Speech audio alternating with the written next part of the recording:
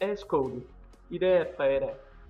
En gruppe studerende er færdige for i dag, og de holder fyraften. I stedet for at tage hjem hver for sig, bestemmer de sig for at hænge ud.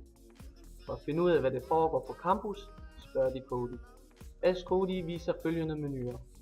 Ask Cody Campus scanner nu databasen for aktiviteter i området og finder frem til følgende arrangementer for alle husets borgere.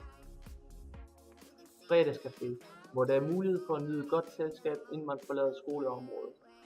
Følg kortet and join the company.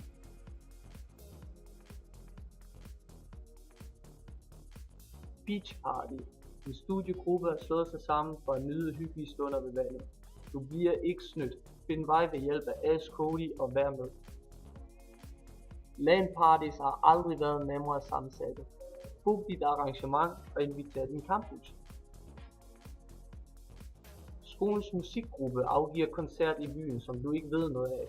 Med Ask Cody er du altid med på, hvad det foregår, og hvem du kender, som er til stede ved arrangementet.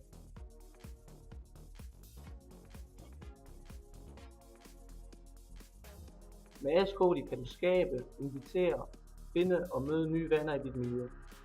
Appen samarbejder med dine kontakter ved hjælp af social network. Alle deltagere giver deres venner mulighed for også at være med. Det betyder, at sandsynligheden for, at nogen kommer til ens udstilling, arrangement eller andet, bliver større og større, jo flere der deltager i tilbud.